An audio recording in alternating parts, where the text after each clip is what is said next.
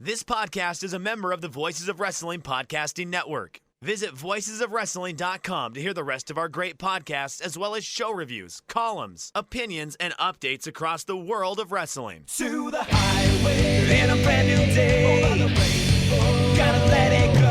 So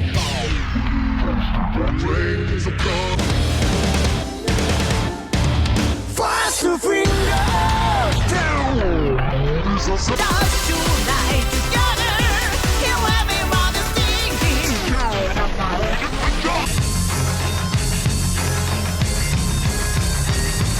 你看到我就怕，头皮发麻，我的胸。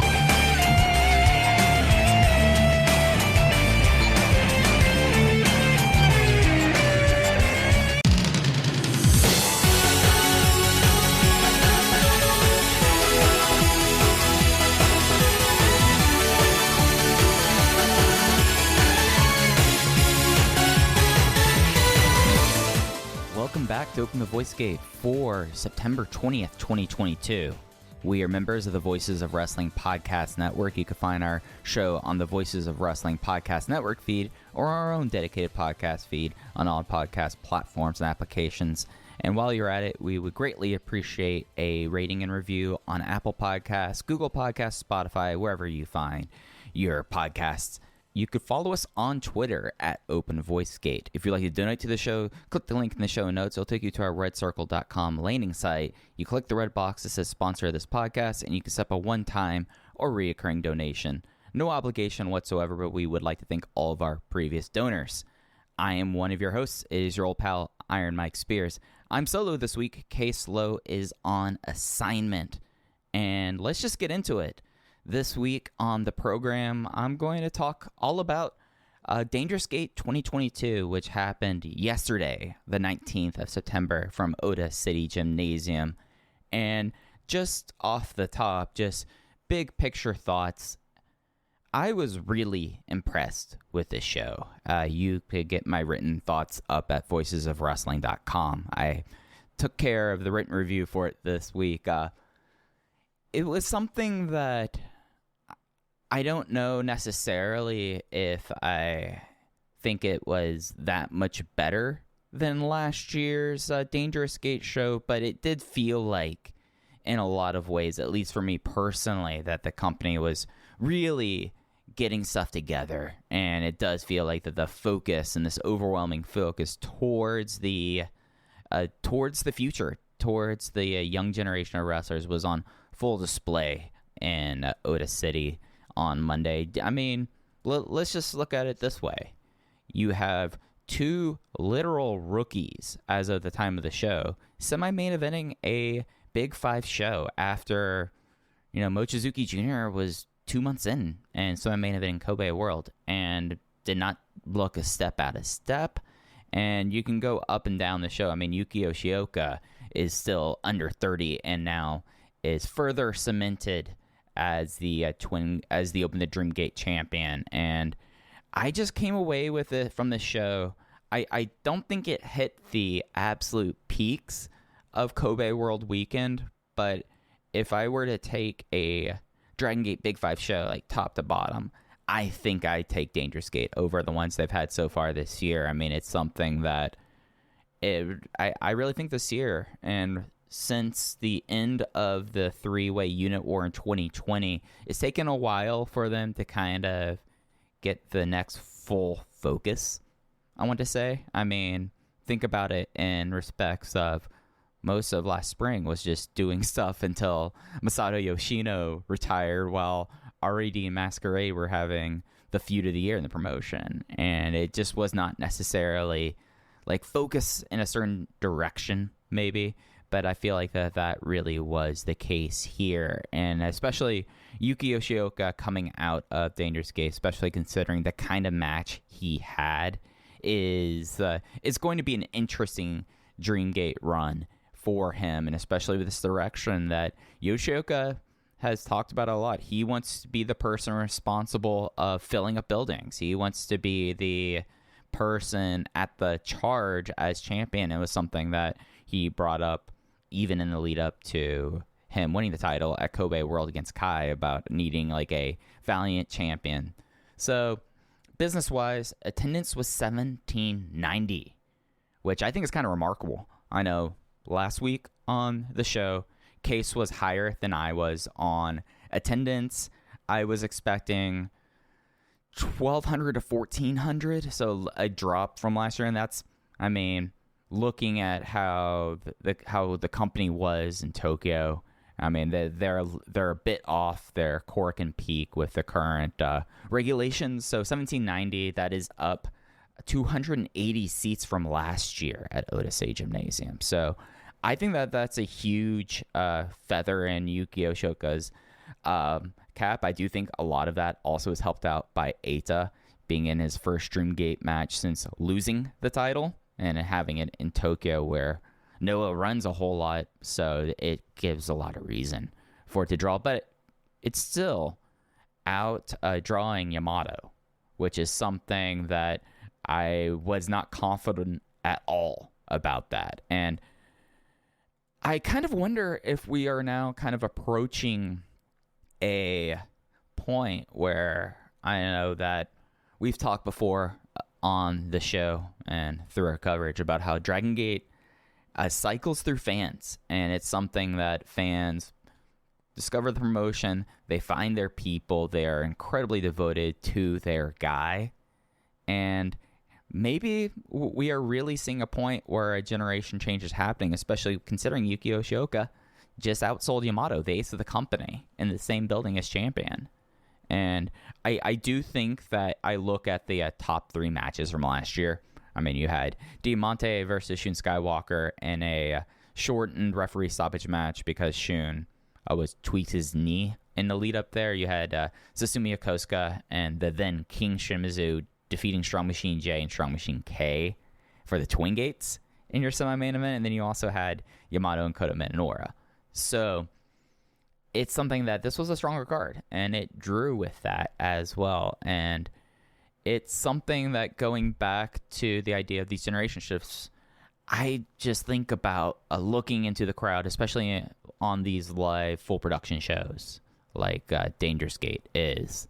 And you kind of take a step back and you're seeing a whole lot of Yuki Yoshioka signs, a whole lot of D-Courage stuff. D-Courage does really feel like the most popular act in the company, and talking with people who go to shows definitely is translating there. And you're not seeing as many signs for your Yamatos, your Naruki Dois that you once did. So I wonder if we're in the midst of a generational shift in terms of the fan base. It's something that I personally was wondering what was going to happen when this would finally happen, when the older wrestlers would kind of be phased out and then you'd have the younger stars, and seeing how the fan base responds to that. And at least for yesterday and at least for Dangerous Gate, it seems like it's taking. It's not like that Yuki Yoshioka is really destroying box offices, but he's showing good, solid, steady growth.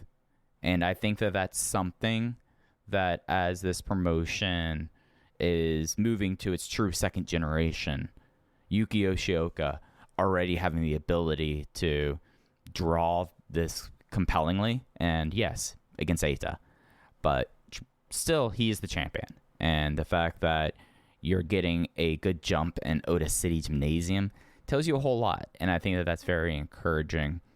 Just to put that attendance number into a context for everyone else, this 1790 is the highest non-Bushi Road attendance in this building since COVID regulations first truly hit in March of 2020. So it's interesting. It's something that after the really disappointing Kobe World Weekend numbers, the fact that Dragongate went into a place that, out of their big five shows, Dangerous Gate is treated like a deal, but it's something that when I think about Dragon Gate shows and big shows, it's towards the back of the big five. I mean, I would probably put each of Kobe World, Dead or Alive, Gate of Destiny, and Final Gate ahead of it, and they're doing well in a place that is not always their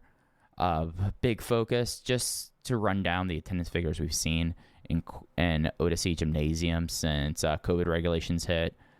Day 5 of the G1. Wow, this is what happens when Case is not here. I'll just call it the G5 Climax. But day 5 of G1 Climax 32 on July 24th had 2518 in the building. And it does kind of feel like that's probably, I've checked with people that it was not published as a super no vacancy with that, but that is the high watermark there. In Dragongate, 1790, up 280 from last year, up massively from 2020, but 2020 had a lot more severe restrictions. Of course, Dragongate did this with the clap crowd rule, so that there was no 50% attendance cap like DDT and the Cyber Fight promotions had earlier this month or earlier this summer in the promotion. My other big picture thoughts coming out of Dangerous Gate, I felt like other than the Z-Brats Natural Vibes match having the fake Skywalker that I'll get into in a bit, I thought that everything was kind of what I expected, at least storyline-wise. I mean, it was clear that this was not going to be any sort of a disbands match for Z-Brats and Natural Vibes. I do really think that that's coming in the future, but I thought that did exactly what I expected they would do to build up that feud until Shun is back in Japan, or actual Shun is back here. I just don't think you can do that sort of blow off without the Prime Instigator being around. Kung Fu Masters, it does not feel as certain as it did not even a week ago about the long-term future of Kung Fu Masters. It was something that they made a big deal about them appearing outside of Kobe for the first time, and with Jackie Funky Kamei and Jason Lee's Twin Gate champions, felt like that they had some momentum. I felt like that there was a chance, albeit small or unlikely, given the 4 that are in that group. But it felt like, okay, Natural Vibes is feuding with the heel unit. That usually means, when it reaches this kind of stakes, it usually means that the face unit's going to lose the disbands match, and it was pretty easy to see how Kung Fu Masters could take that spot, but went 0-2 on the night. Dragon Dai and Madoka Kakuta are the only new champions coming out of Dangerous Gate. They defeated Kung Fu Masters in the opener, and then later on in the night, Shuji Kondo and Toro Washi beat Ho Ho Lun and Super Shinlong the third. So it's something where maybe this was like a back to reality for this group, and needing to pull Jason and JFK over into whatever's happening with the Z-Brats and Natural Vibes feuds makes a lot of sense to me. The result of the Triangle Gate with M3K retaining, and we finally coming and getting some peace, breaking some bread, the Mochizuki and Iihashi family. Isha and Riki in the post-match pretty much begged Masaki Mochizuki to induct Isha and Iihashi as a new member of M3K. Mochi wasn't super into it because of how much of a blood feud it was between the sons, but willing to give it a shot, give it a trial run, and you know, now that the first year of Isha and Ihashi's career is over and they've told this excellent story, I think that's really cool that that's the possible direction. And if M3K are ever going to be more than this is a runway to get Mochizuki Jr. the most over possible, just cribbing off his dad's legacy and that heel unit, if they want this stable to actually mean more than that, you're going to need to have some youth injections there. And it's something that if you really look at how M3K is when Masaki Mochizuki is around and when it isn't, they kind of need that. Because there's Kanda and Susumu, for as great as they are, when you have them and Junior as your M3K representation, it just doesn't feel very good, I guess. It just doesn't feel as like comfortable as one would hope. However, now that there is at least on a trial run, Iihashis teaming with them, I mean, I think that could be really cool. I think that whatever storyline they want to follow up with the conclusion of Ishin Year 1, I think that there's going to be ways that Mochizuki Jr. and Iihashis are going to be linked throughout their tenures in this promotion. So having the big feud and then teaming up is what they really like doing, and it'll be cool to see, at least starting in Kobe on Friday, how that is going with them. Support for Open the Voice Gate this week comes to us from HelloFresh. With HelloFresh, you get farm-fresh, pre-portioned ingredients and seasonal recipes delivered right to your doorstep. Skip trips to the grocery store and count on HelloFresh to make home cooking easy, fun, and affordable, and that's why they're America's #1 meal kit. And I'll be honest with y'all, I've been a bit of a road dog in last month or so, basically, since before All Out. And the frustrating thing about that, at least for me, is I don't want to go grocery shopping when I know that I'm going to be going out of town in a couple of weeks or next week. And I don't want to have all this wasted food and waste money at the grocery store. And that's one of the great things about HelloFresh, because you get to skip the grocery store and you get all these pre-portioned ingredients there. It's exactly what you need there. And for like me right now, it's so easy and convenient for me to just be able to pull the HelloFresh ingredients out of my fridge, grab the recipe card, and just cook. I'm not worried about wasting money about, oh, this spinach is going to go bad before I eat it, or just being questioning what I need to get at the grocery store. HelloFresh makes it simple, fun, and easy. And with their fall recipes that they have put out here, there's no better time but now to get into HelloFresh. Toasted sesame, panko, chicken with garlicky kale, ginger lime rice, and creamy wasabi sauce. Get that in my stomach right now. And along with other great recipes, this one I have not seen with HelloFresh, but I am going to make sure I get this in my next box, because this is extremely Mike Spears meal. Street cart style turkey bowls with yellow rice, white sauce, and pitas. It's almost like going to a halal cart, and it's listed as quick prep, under 20 minutes, and it's going to have that spice and flavor to get you through your evening. And that's just one of the many reasons why we here Open the Voice Gate love HelloFresh. So if you want to get in on this, you need to go to hellofresh.com/VOW16 and use the code VOW16 for 16 free meals across 7 boxes and 3 free gifts. That's hellofresh.com/VOW16 and promo code VOW16 for 16 free meals across 7 boxes and 3 gifts. HelloFresh, America's #1 meal kit.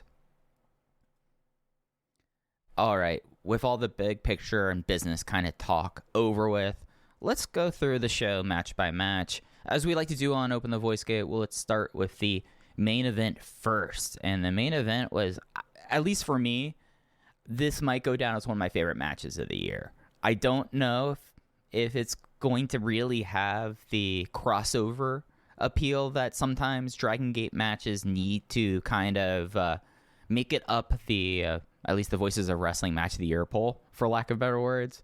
But this was, I think, one of my favorite matches, one of my favorite Dragongate matches that they had since last year's Shun Skywalker versus KZ1. But it was Yuki Yoshioka being successful in his second defense of the Open the Dragongate champion, defeating Eita with a frog splash in just under 25 minutes. And the thing that really got me about this match is just that it's so fascinating that in the lead up to this, Eita has had Yoshioka's number, even getting him to submit to the numero uno in Korakuen earlier this month.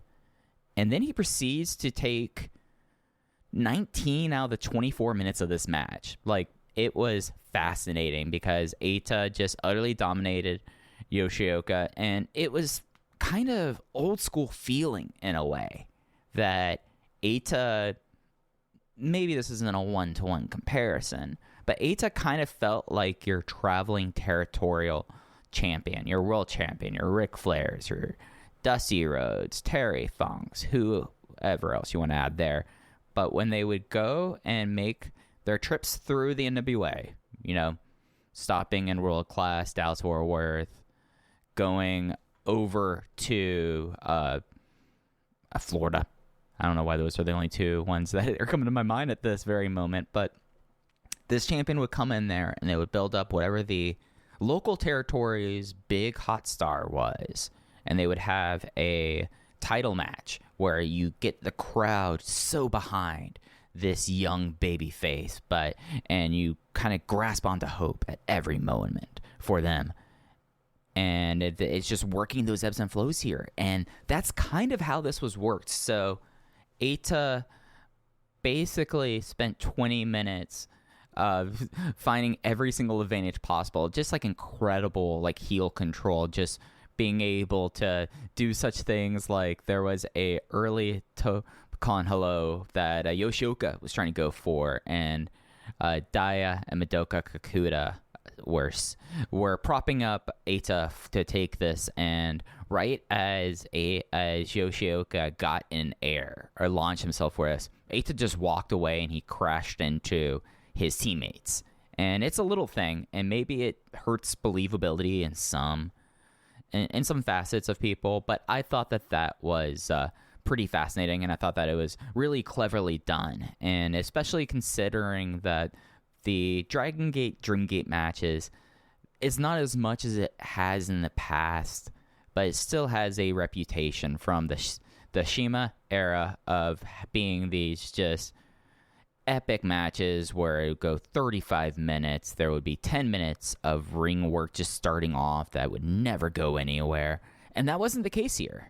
Eita was constantly trying to find every single way to get Yoshioka dismantled, and then Yoshioka would find something to get himself back into this match, and then soon enough Eita would cut off, and they would rinse and repeat this basically up until one moment in the last 5 minutes of the match when Eita was going for El Numero Uno, and either due to frustration or being tired or just egotism, did not quickly apply the hold.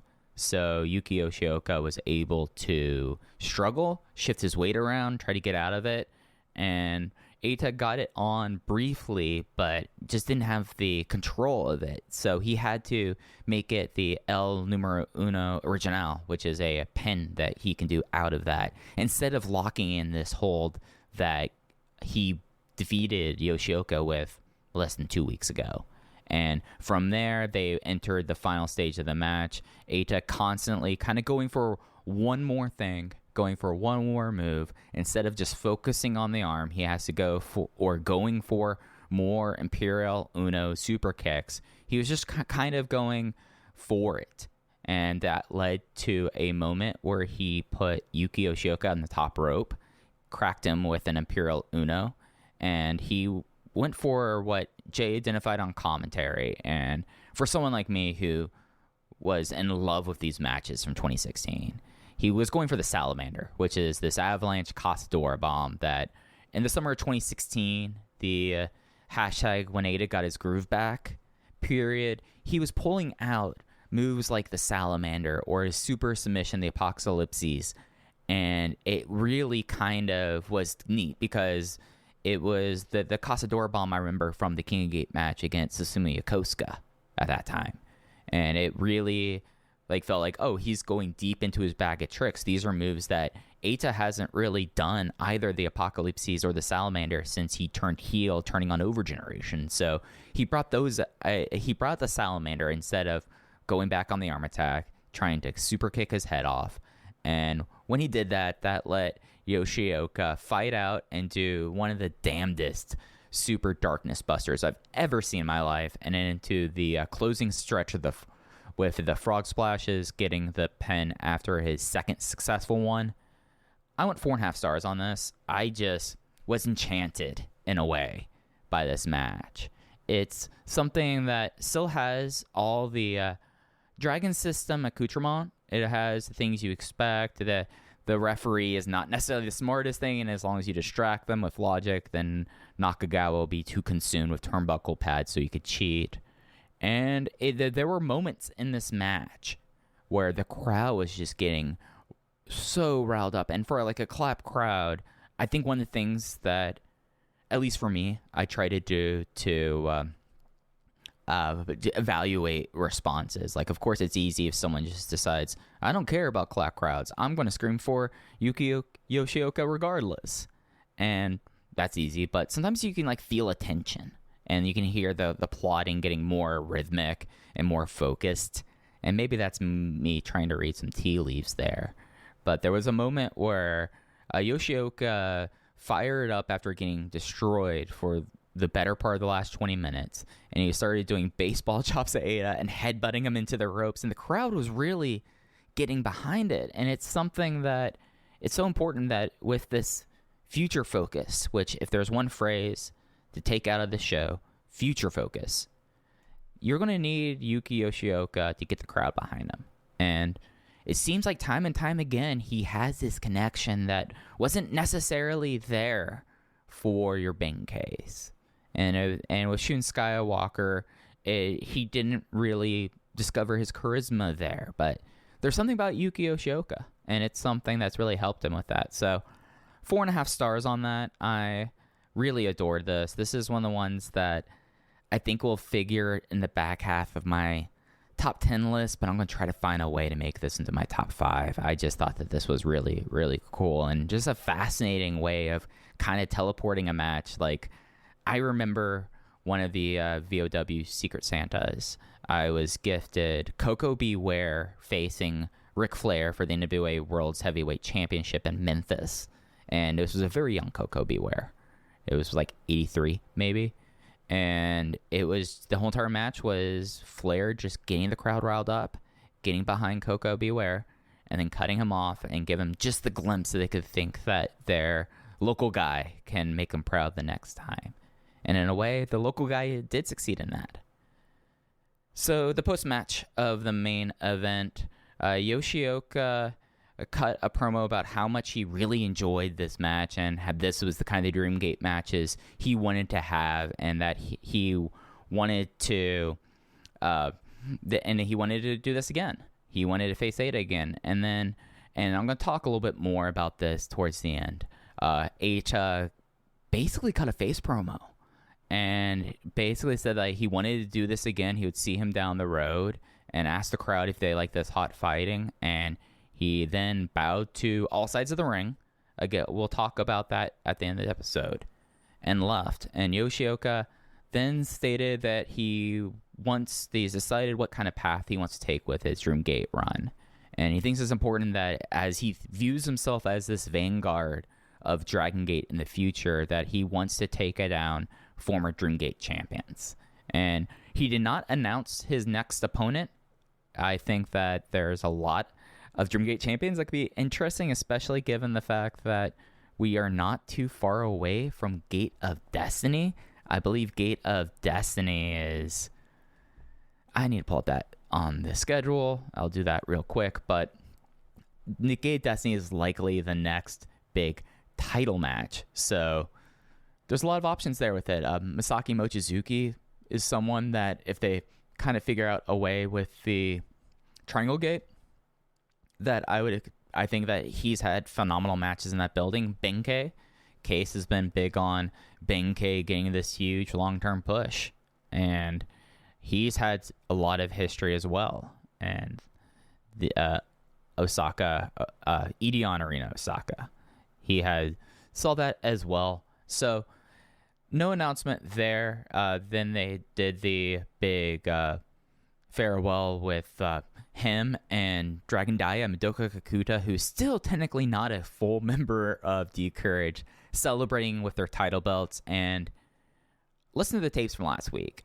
I was conflicted with the Twin Gate match because I could really see how they wanted to have the image that we got at the end of the night of Yuki Yoshioka, Dragon Dia, Madoka Kakuta, all just swaddled in gold and closing the show. So that was about what I expected, and I'll be interested to see what happens with the next challenger. I mean, if they're going to beat Osaka, there's one true boss of Osaka, and he is a former Open the Door Dreamgate champion. And that's right, I'm saying that you're going to go to Edion Arena Osaka, you better get Magnitude Kishiwada in the main event. I mean, it's been like 16 years since he was Dreamgate champion, but he was Dreamgate champion nonetheless. So Gate of Destiny is in November 6th, not in October. So they have time to build that up. That they have an across Fukuoka double shot in there. They have a double header in Kobe Sambo Hall. There's a lot of TV that's coming up in October, with Korakuen coming up on the 6th. So maybe we might get a lot of Magnitude Kishiwada, or probably we won't. But a boy can hope, can't he? The semi-main event of Dangerous Gate 2022 was for the Open the Triangle Gate Championship, as M3K were successful in their second defense, with Masaki Mochizuki pinning Ishin Iihashi after an illusion kick in the Saikyo high kick. And the other members in this match, of course, M3K, the champion team, Masaki Mochizuki, Susumu Mochizuki, and Mochizuki Jr., and the Iihashi family consisted of Ishin Iihashi, Ishin Riki, and Don Fuji. Our big fear about Don Fuji doing this match as a comedy character in drag did not happen. I was pretty trusting in that as soon as they were promoting him as Don Fuji, and all the lead up that wouldn't be the case, that we would get hot fighting Don Fuji.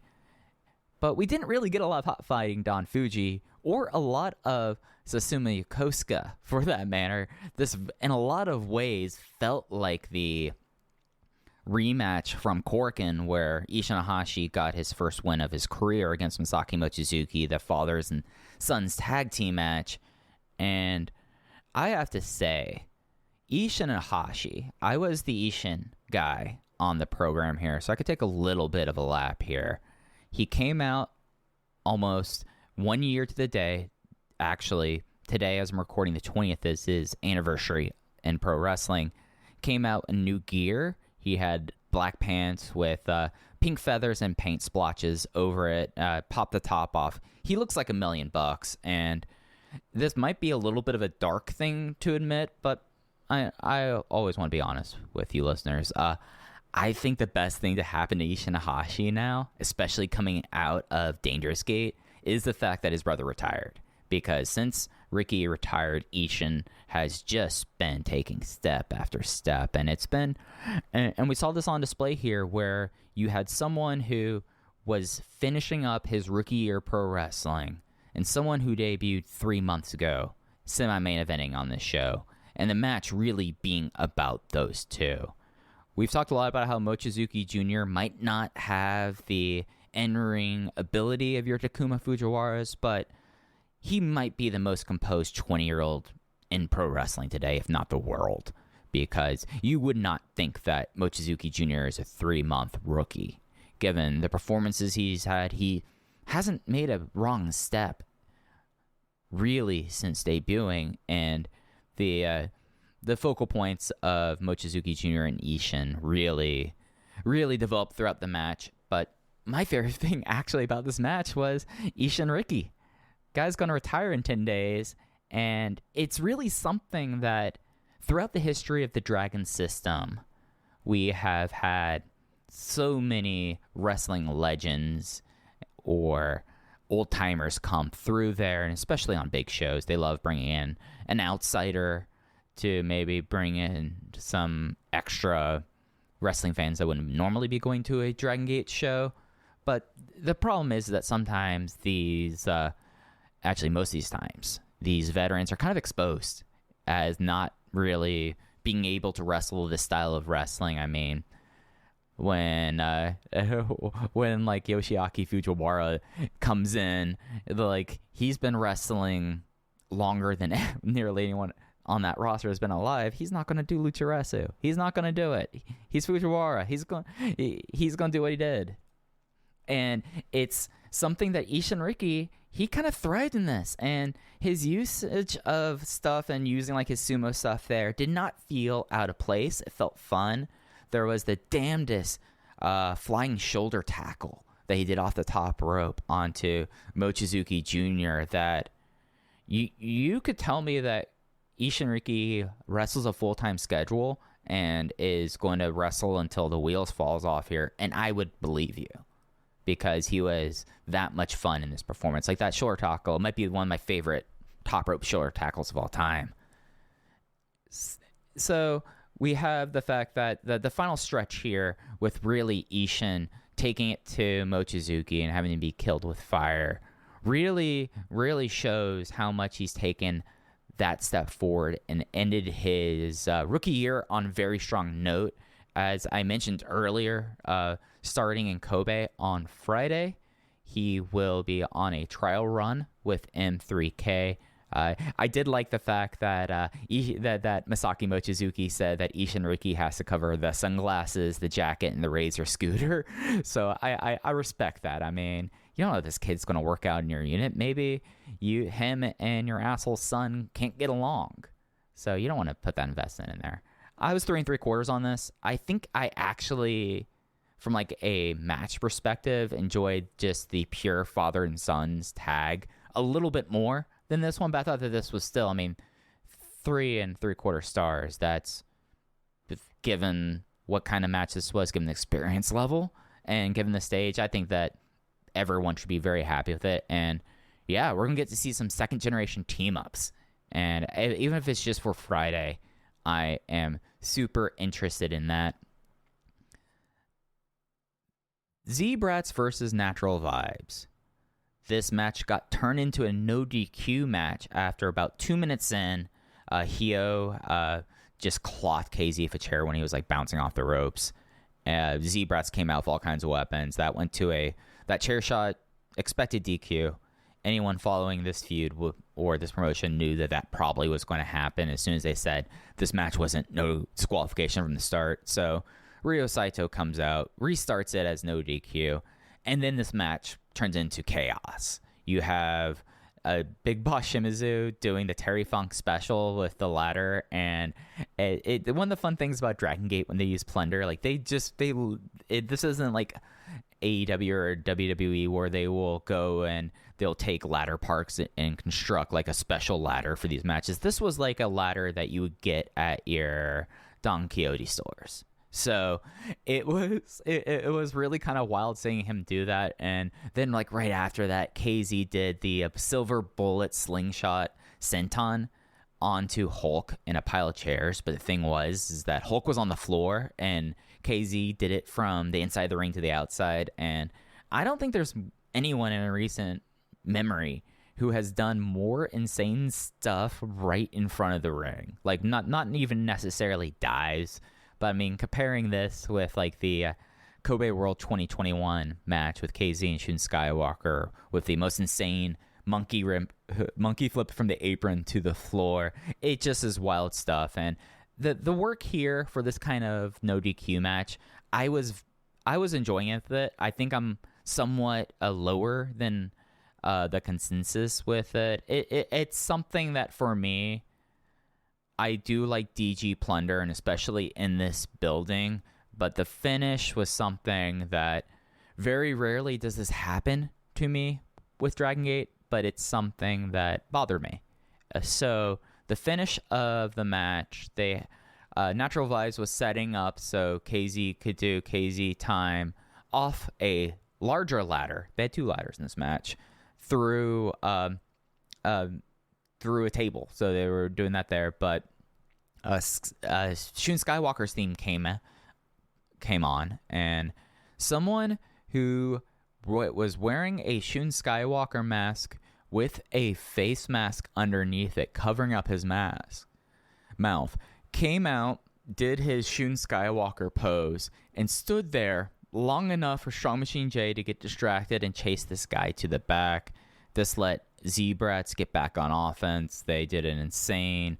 Diamante did this insane single-arm powerbomb off the ladder with KZ. So he single-arm powerbombed KZ off the ladder onto Big Boss Shimizu through the table, and that pretty much led us into the closing stretch where Z-Brats won the restarted no DQ match after Hio hit a top rope senton onto a pile of chairs in UT.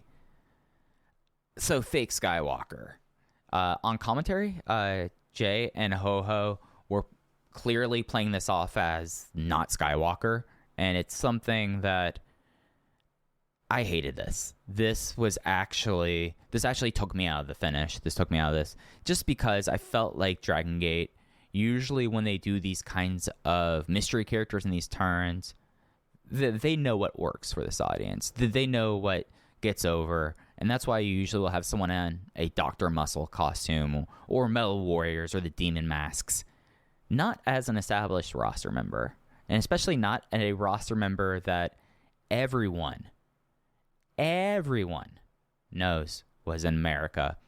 Wrestling, I don't know when MLW started in Atlanta on Sunday night, but wrestling in Atlanta less than 6 hours before the show. So I think very clearly this is just trying to spook out Natural Vibes. Jay made a force projection joke about it. It's something that unless they're going to go full fake Skywalker and they have a rookie that they wanted to debut at like this, it's just something that it just took me out of it. Like just do Metal Warrior. Like have a Metal Warrior come out, attack, and pull Strong Machine J to the back, and then it'll be like, okay, who's Metal Warrior? An established trope that's been in Dragon Gate for 17 years. Don't do a fake Shun Skywalker act when everyone is well aware of it and it's not very clear. Like the difference between this and the imposter Naoki Tanizaki angle with us T-Hawk and Naoki Tanizaki was Naoki Tanizaki is unmasked. So it was very clearly T-Hawk in that character. And it just looked like they found the tallest person in the back that could get away with it and mask them up to do this distraction thing. I went 3 3/4 on this. I know that there are a lot of people that are much higher than this. I've seen some people like call this a match of the year. I think that's way overblown. I do have to say that it'll be interesting how this fake Skywalker thing kind of plays out. As I said earlier, I'm convinced that this is going to a disbands match. It's just going to be, when is the disbands match? And this disbands match has to have Shun Skywalker in it. SBK, not as essential, especially with this kind of excursion, but Shun Skywalker is the major force in this. Maybe that's why they decided that they needed to have a fake Shun Skywalker there as well. The latest in high-end versus gold class happened at Dangerous Gate right before that no DQ match, as gold class Naruki Doi, Benkei, and Kota Minoura with Minorita defeated high-end. The remaining high-end members, Yamato, Dragongate, and Kagetora, when Benkei scored his first pin as a member of gold class with a powerbomb on Dragon Kid. This was my second favorite match of the night behind the Dreamgate main event, and it's something where I wrote a lot about this in the review, but Benkei's battle rap character revitalizing his career in a fashion that was really kind of desperately needed has become one of my favorite characters in wrestling. It's something where I find it so kind of bizarre, compelling, goofy, funny, and he just seems like he's living in his own world where he's constantly in battle rap, and it's fantastic. And it's such a complete 180 from his Dreamgate run in 2019, which just didn't succeed for many reasons. And the central thing about it was the crowd didn't see him as the Dreamgate champion, and whenever Dreamgate champion kind of stuff happened, like closing shows, like writing columns for like Weekly Pro Wrestling and the Dragongate program, the fans outright made fun of it for a certain point, saying he sounded like a dumb jock. I remember one quote was that he wrote like a 12-year-old, and after that run, he became the most disappearing man on the roster, someone who has managed to become a Triangle Gate champion, and you forgot he was there. And a lot of that really kind of continued for the last 2 years, but since the battle rap character came about during King of Gate season, he's become one of the most compelling people in wrestling, and I've really enjoyed it. And this match ruled. I was 4 1/4 on it. The thing I really, really enjoyed about this was after these weeks of Minorita just making Yamato's life a living hell. I mean, even going back like into the spring, Minorita has really kind of teed off against High End.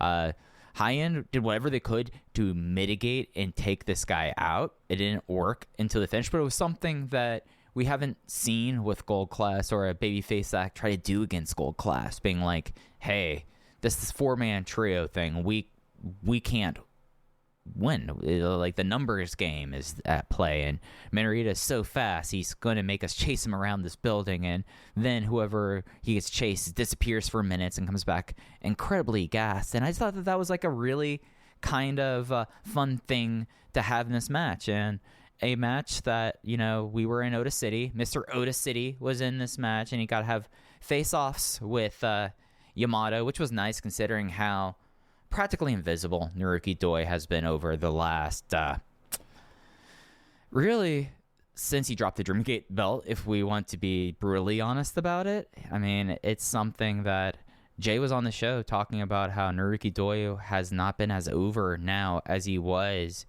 2 years ago. So it was nice to see that with him teaming and facing up against Yamato, and it's something where High End, it needs to be dealt with one way or another. I don't know what Gold Class really gets out of beating them in a disbands match. I kind of just want to see, I don't know, Yamato turn, and then Dragon Kid and Kagetora just go their separate ways with it. It's something where it's just that I don't think you can save this unit. I think that even with the rookies that are there, you can't just inject Ryufuda or Kaito Nagano into this unit and expect anything to come out of it. The most prominent rookie that was unaffiliated just went in 3K on a trial basis. So it feels like that this could be the conclusion for High End versus Gold Class. I still think High End has so many issues there. It was just a lot of fun. It was 4.25 on this. Worth noting here, and again, I'll talk a little bit more about it at the end of the episode, Naruki Doi did the bow to the Four Corners as well as Eita here. Then we get into the undercard, and one of the undercard matches, Sushi, Condo, and Toro Washi, the former Agon Iso, beat Kung Fu Masters Ho Ho Lun and Super Shenlong the third with Kondo's King Kong Lariat on Shenlong.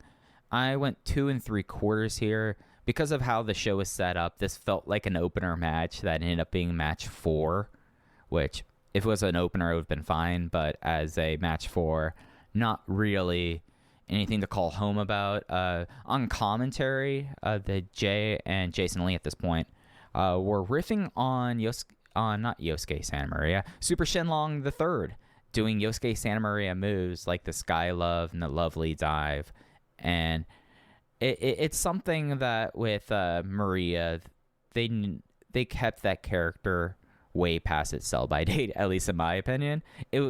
Maria was still over with the fans. It's just like, what do you do with an Exotico character at a certain point? So transitioning back to Super Shenlong the third, I think long term probably doesn't change Yosuke's position on the card. It's known that the former Yosuke Santa Maria or current Yosuke Santa Maria is Super Shenlong the third. I mean, right after the end of Akatsuki in 2012, Shenlong the third got unmasked and wrestled for like a month as the longest name in professional wrestling, the former Super Shenlong the third Yosuke Watanabe. So Jay and Jason played up the mystery for laughs, but that's something that if you're old in Dragongate, you're well aware of, and if you're new, it just is a nice little quirk. Match was all right. It's something where very hard for like part-timers, Condo and Owashi versus Ho-Ho and Shenlong to be anything excellent, but this was fun. This was fine. Before that was the touch football match of the evening. Takashi Yoshida, Punch Tominaga, Problem Dragon, Shachi Hoko Boy defeated Ultimo Dragon, Genki Horiguchi, and Kenichiro Arai and Konomawa Ichikawa when Yoshida creamed Ichikawa with the Pineapple Bomber to win this. This was the touch football match of the night. Everyone playing their hits. The best hits on this was Ichikawa hitting a picture-perfect German suplex, the Bauer German suplex on Shachihoko Boy, and then then following that up with a completely failed one on Yoshida, which was almost near fall. I bought that as the finish. That's the wonder about Konomao Ichikawa. He's the best comedy wrestler of all time. That, he will get you certain things like that. And then the actual finish came pretty soon after that. Ichikawa was trying to do the Shining Wizard that he's been doing since facing Keiji Muto at Kobe World Weekend, but it took too long and Yoshida just clobbered him with a Pineapple Bomber. The only other thing about this match, Ryo Fuda was originally in this match. Problem Dragon replaced him. On commentary, they made a reference to Fuda's broken sternum from earlier this year being re-aggravated, which is a bummer. I mean, the only reason to, in my opinion, to really care about this match was to see Fuda in there. I mean, the other 7, if you're watching Dragongate for the first time, I get how it's new, but if you're someone who's watched it for a long time, nothing new there. Match 2 was the only other singles match on the show. Yasushi Kondo defeated Kaito Nagano on Kaito Nagano's Big Show debut with the Gekko Kujo elbow drop. This was a short, little fun affair. Nagano looked good in his Big Show debut. They really hammered home on commentary how he wants to be a high flyer. And he's got a hell of a drop kick. He's got some pluck there. There was like a moment where his mind was a little bit faster than his body.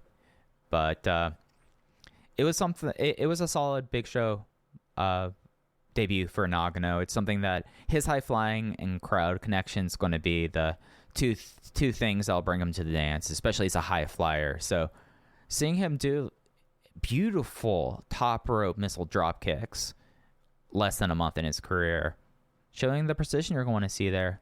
3 1/4. Yasushi Kondo has been put in this position a lot over the last few years, and I thought that it was all pretty good. I really, really thought that this was a good kind of debut.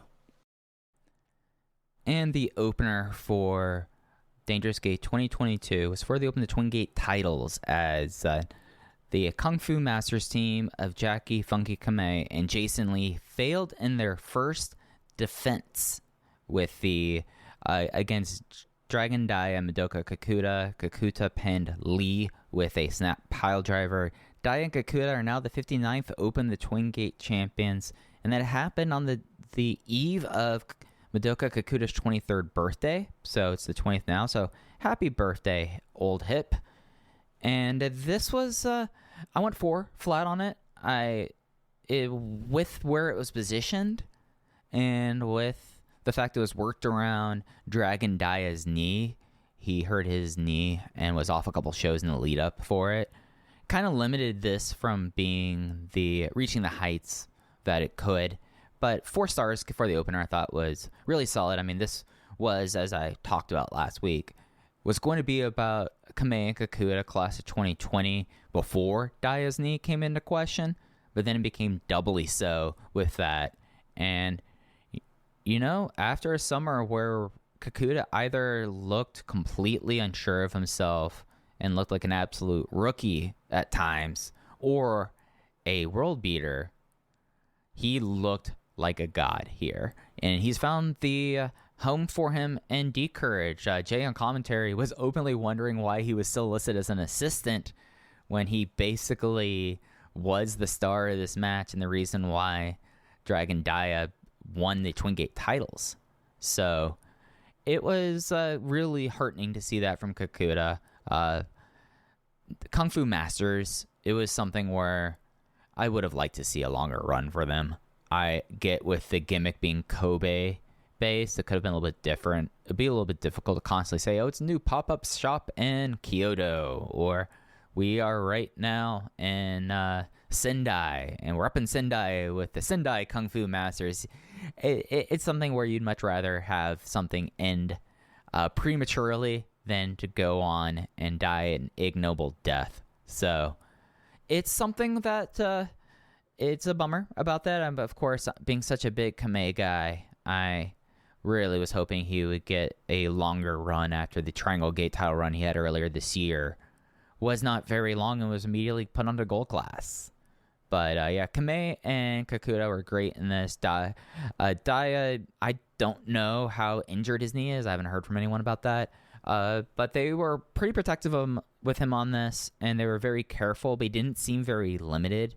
I mean, he was pulling off picture-perfect running shooting star presses, and one would guess that, I mean, Texas science classes, but I would guess that if you hurt your knee, you're probably not going to be able to get the spring for a shooting star press as much as you would want. So it doesn't seem like it's going to be a long-term thing, and it was a great closing stretch with basically Kamei went for the Project A and then was dispatched, and then Jason got murdered with the Hand of God Lariat, the D3, a move that hasn't been seen that often in Dragongate, and Kakuta's best ever snap pile driver.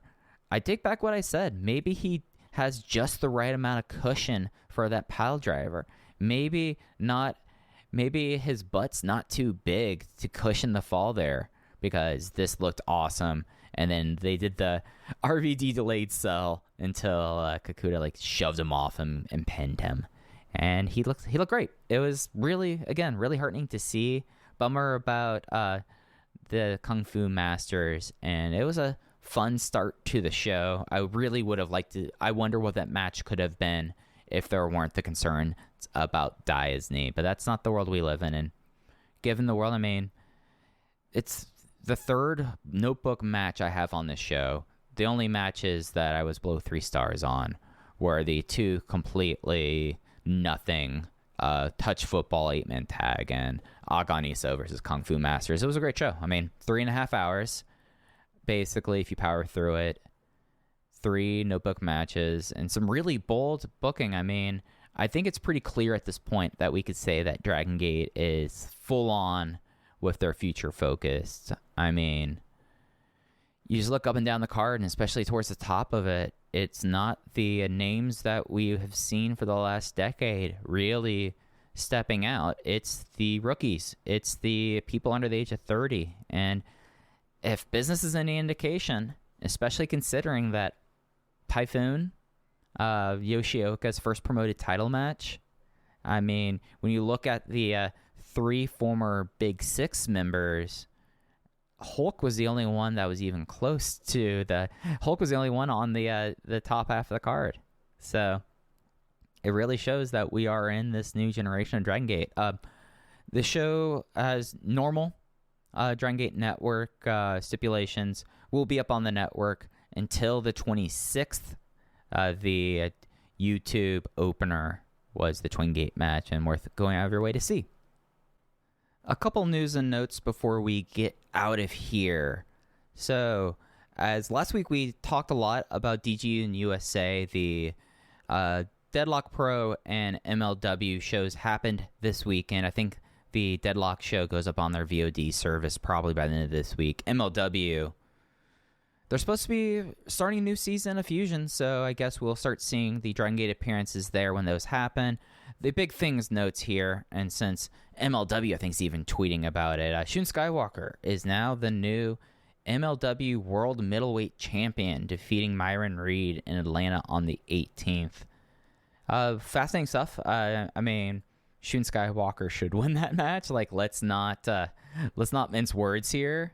If you're listening to a Dragongate podcast, one would expect that Shun Skywalker would be able to beat your Myron Reeds. So he is now the NWA, not MWA, the MLW middleweight champion, and we'll see how they do that. I mean, when we first heard news about Shun Skywalker's vacation in America, we were given pretty set, firm start and stop dates, whereas others, that was open-ended. So it'll be interesting to see how they handle that with him. And it's something that I think that for Dragongate and for the exposure, it's so important for them to have characters go out there and win title belts and do that. So it's something that is really cool, and I'm certain that Case and I, when this stuff starts airing on BN Sports, YouTube, Tubi, Pluto, wherever they are, we will cover it on the show. one last note. I mentioned about this throughout the episode. Eita and Naruki Doi did 4 corner bows after their matches at Dangerous Gate. And Japanese Twitter, the native Twitter, I don't want to say has exploded, but there's been a lot of commentary about doing the four bows, because the 4 bows usually are when you're wrapping up. If it's either transferring out or retiring or just leaving, that's something that's kind of notable. And it's something that at this time, there's not really any reporting that I can do. There's been rumors in the past about other departures, and one that would be considered a pretty big one, but nothing that, again, I would substantiate at this point. It does seem that both Eita and Naruki Doi are on Friday's Kobe show. They haven't been announced for anything this weekend, but it's something that Eita, at the very least, he has done so much Noah at this point that I wouldn't be surprised if he already had Noah bookings for the weekend, but he is doing that Kobe's Sambo Hall show. And Naruki Doi, I mean, it's something that Naruki Doi is at a point where people can speculate as his departure, and my big response is, yeah, if it's true, and again, I've heard rumors about departures, but nothing I want to substantiate, and it's just way too soon about that. But if it is Naruki Doi leaving, it's something that I think optically, and especially for like your surface Dragongate fan, it might become a big deal. But business-wise, probably not a huge hit, especially in comparison to like Yoshino and Shima outside of like the Nara homecomings. And Doi does have traveling fans to Korakuen. But again, I just wanted to note that they did the 4 corner bows, and the native social media speculating that their departure. There's been rumors, nothing that I can at this point substantiate. They're booked for Friday, and I'm trying to be careful with my words this time, because in the past, in the summer, when folks have aggregated things that we've said on the show, they have not aggregated what we said correctly. So at this point, I'm erring on caution here and want to see how things play out, really. But felt like I needed to make sure to note that at this time. But I think that's going to do it for this week on Open the Voice Gate. Thanks, y'all, for putting up with just me this week. Hopefully, Case will be back next week, returning from assignment. I want to get his thoughts on Dangerous Gate, since I kind of just did almost all the coverage for it. And other than like DMing with Case, I don't really know his thoughts so far on the show. So hopefully on Tuesday, he'll be back and we'll talk about that. Or at the very least, talk about this Kobe Sambo Hall show and see how Dragongate is as they enter the back half of 2022. So that's going to do it. You can follow the show at Open VoiceGate. Case Flow is at _InYourCase on Twitter. And I'm at Fujii. Thanks for listening to Open the VoiceGate. We'll be back next week. Take care.